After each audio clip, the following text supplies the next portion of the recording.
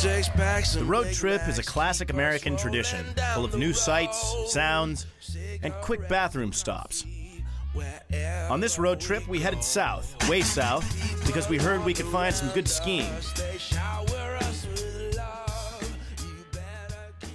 So naturally, off we went. Destination, Ecuador.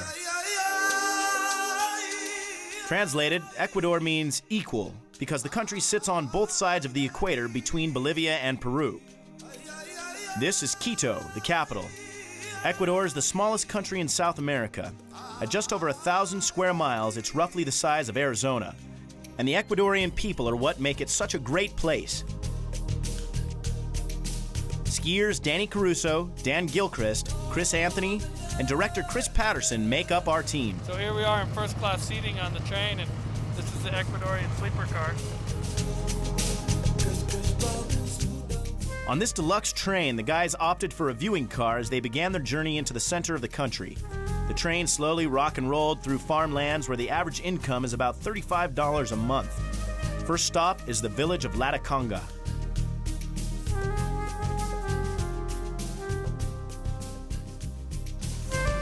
Check this out, dude. It says volcanic eruption. Look at that. It shows that it's going to rip down and hit the city if there's a volcanic eruption, which is something we should probably think about.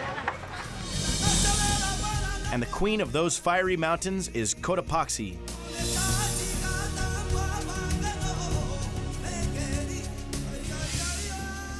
Then they got to ride on a bus that made a scheduled once-a-week trip that left 3 days late. Our guide was Juan Gabriel, who got tired of the big city life in Quito and moved to Cotopaxi. According to the indigenous people, all of these mountains have spirits. Actually, Cotopaxi is considered a female mountain. And all the times that I've climbed, you do have this feeling of warmth and nourishing.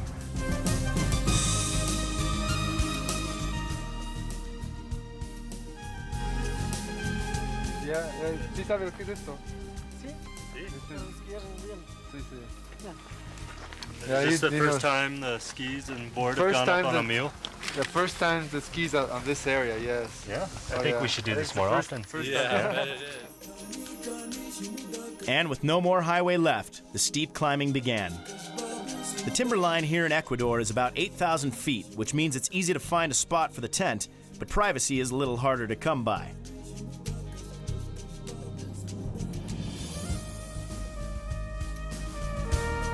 After sharing some tips with the locals and a quick call home, it's time to rest up.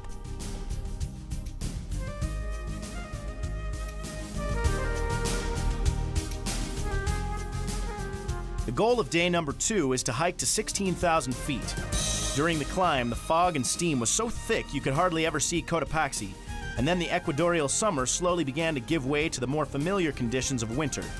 Suddenly, skis and snowboards didn't seem so out of place.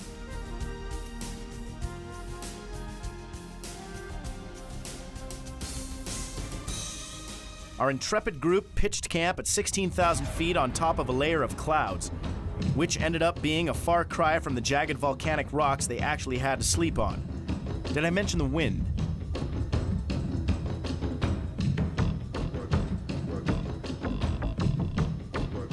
Even for these athletes, hiking above 16,000 feet isn't easy, and the lack of oxygen combined with heavy loads leaves lots of time to take in the views.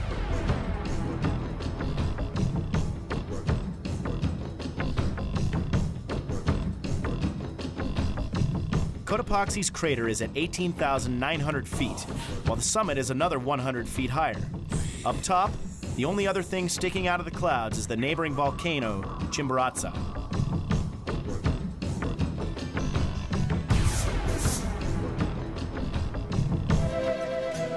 With our lungs burning and our feet itching, it was now time to start down. And with 3 free riders and 10 million square miles, 2 of them have to run into each other.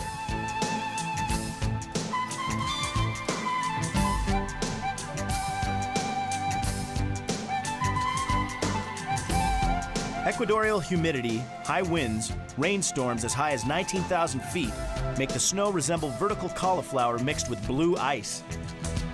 But when you've hiked your gear up a 19,000-foot volcano, it's hard to complain too much when you've got a free ride down. There's no Cotopaxi ski patrol up here either. And if you fall, you could slide all the way down the volcano where a mule and a long bus ride are your only shot at a hospital. But this is a chance you take when you go skiing on a volcano in Ecuador in the middle of July.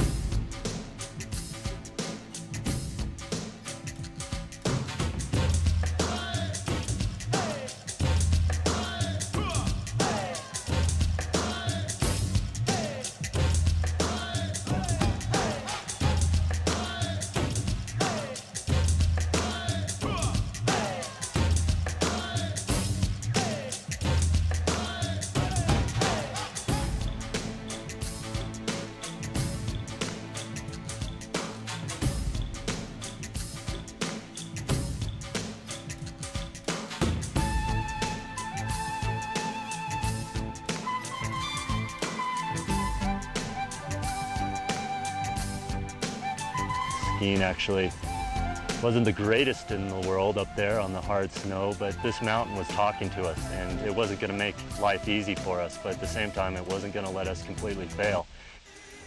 When I walk away from this whole journey, it won't be with the skiing, I don't think. It'll be with the actual travels that I undertook. We were riding back on the train, coming back from Cotopaxi to Quito, and a train broke down. About 100 things of billowing smoke just blew into our face, about knocked us out. And here we are stuck out in the middle of who knows where, pretty much nowhere. I don't know if we're gonna have to walk back to Quito or not, but I think Cotopaxi is still after us. She's not gonna let us get away with this. So it looks like she wins again.